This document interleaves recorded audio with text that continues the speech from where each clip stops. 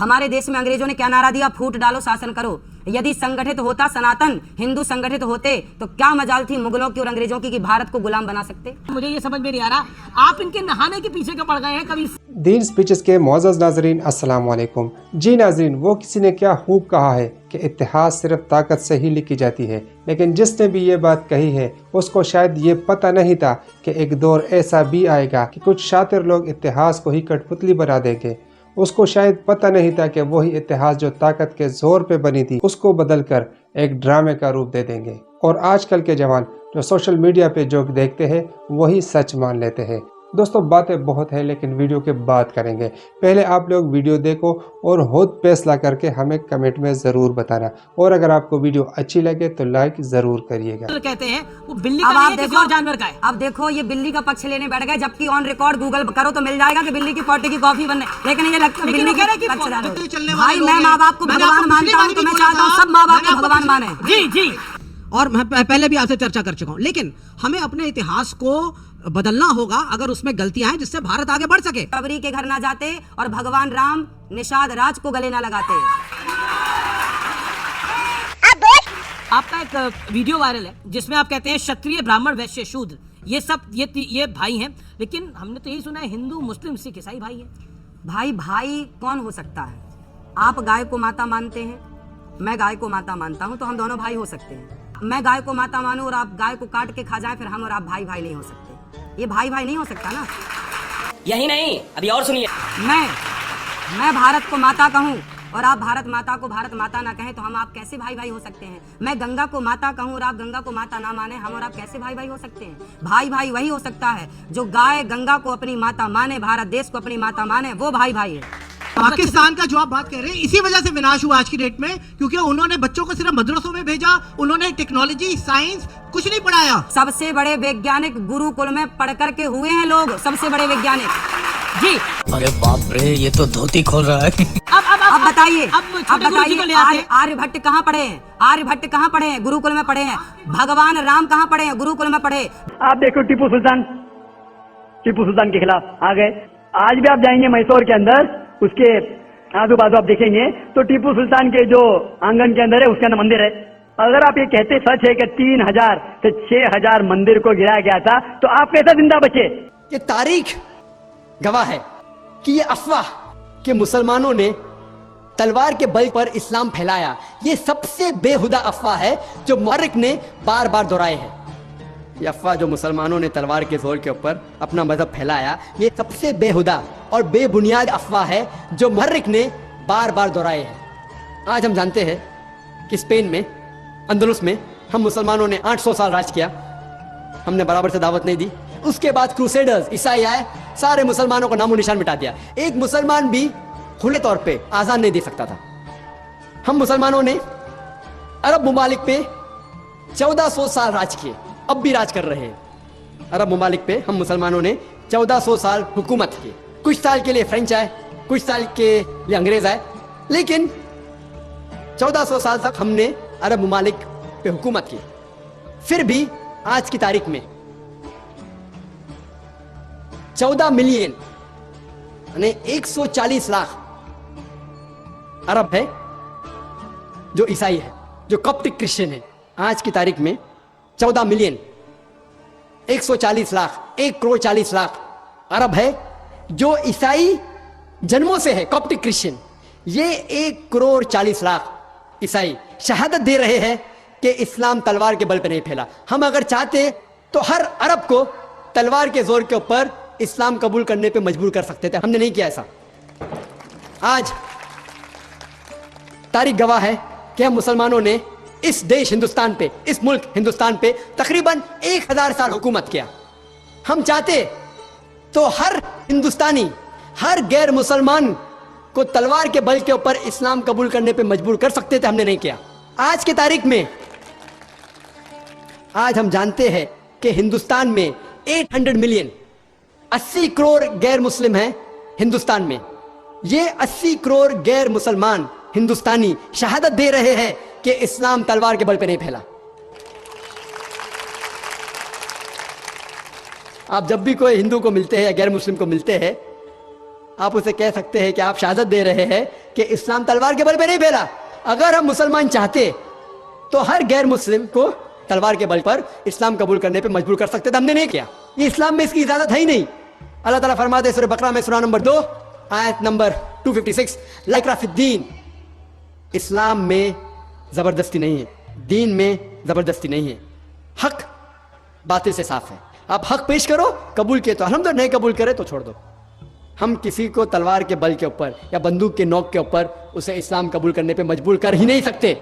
ये इस्लाम में इसकी इजाजत है ही नहीं। तो ये गैर मुस्लिम जो हिंदुस्तान में है वो आज शहादत दे रहे हैं कि इस्लाम तलवार के बल पे नहीं फैला।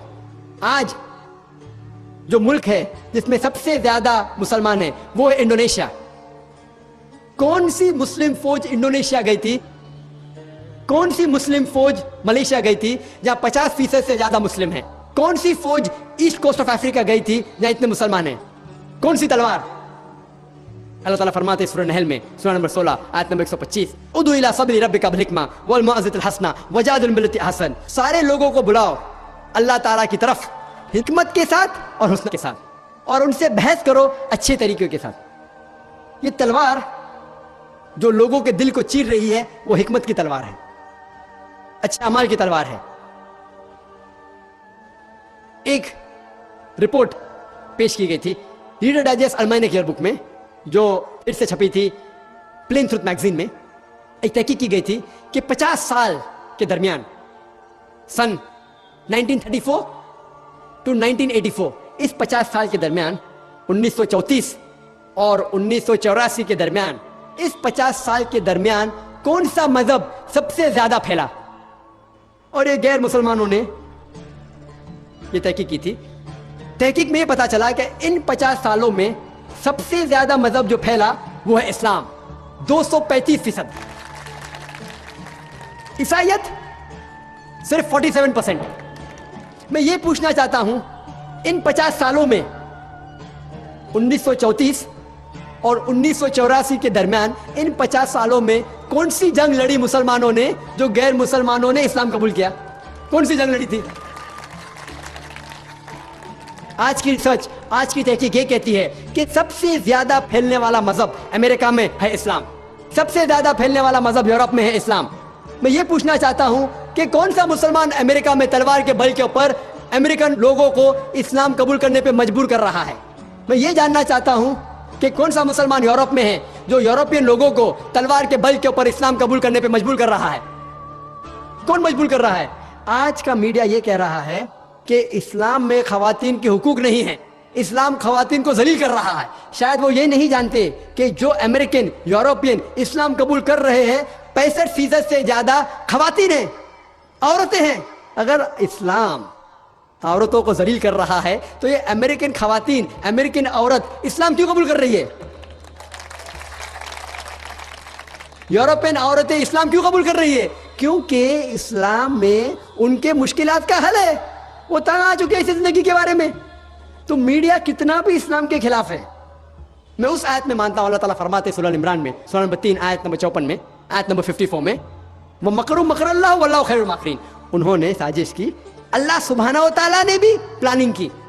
अल्लाह सुब्हानहू व तआला सबसे बेहतरीन प्लान करने वाला है। सबसे बेहतरीन जो प्लान करने वाला है वो अल्लाह सुब्हानहू व तआला। कितना भी मीडिया इस्लाम के खिलाफ है, इस्लाम उतना ही फैल रहा है। आपको शायद पता नहीं कि 11 सितंबर 2001 के बाद जो मीडिया इस्लाम के खिलाफ बात कर रही है, 9 महीने में, 11 सितंबर 2001 के बाद 9 महीने में 34,000 से ज्यादा अमेरिकनों ने इस्लाम कबूल किया। यूके में स्टैटिस्टिक्स कहती है कि 9 महीने में 11 सितंबर के बाद 20,000 से ज्यादा यूके के लोगों ने इस्लाम कबूल किया। जितना भी इंटरनेशनल मीडिया इस्लाम के खिलाफ बात कर रही है, उतना ही अल्हम्दुलिल्लाह इस्लाम फैल रहा है। क्योंकि अल्लाह सुब्हानहू व तआला का वादा है, कम से कम 3 जगह में अल्लाह ताला वादा देते हैं।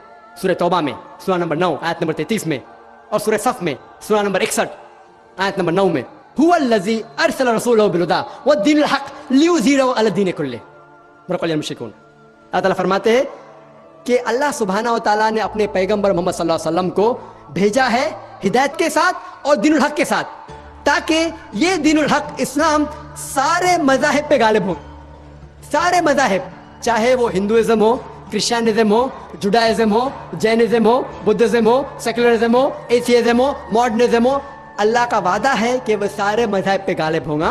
बोले कौन मुश्रिकून, कितना भी मुश्रिक चाहे तो भी ये दीनुल हक इस्लाम सारे मजहब पे गालिब होगा। और अल्लाह ताला फिर से दोहराते हैं इस पैगाम को सूरह फतह में, सूरह नंबर 48 आयत नंबर 28, अल्लाह ताला फरमाते हुवल्लज़ी अरसल रसूलहु बिल हुदा व दीनुल हक लियुज़हिरहु अला दीनि कुल्लिहि व कफ़ा बिल्लाहि शहीदा।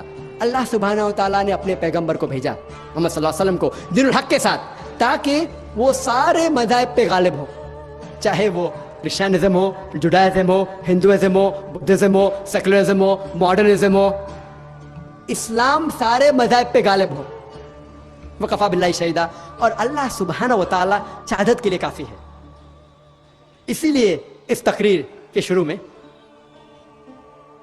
मैंने एक आयत की तिलावत की जो सूरह इसरा की आयत है, सूरह नंबर 17 आयत नंबर 81 में अल्लाह ताला फरमाते वकुल जाल हक व ज़ाक़ल बातिल इन्नल बातिल काना ज़हूका व्हेन तुतिज़हर against falsehood, falsehood perishes, for falsehood is by its nature bound to perish। जब भी हक बातिल के साथ टकराएगा तो बातिल का नाश जरूर होगा। जी नाजरीन, तो वीडियो आप लोगों ने देख ली, उम्मीद करता हूँ कि आप लोगों को पसंद आई होगी।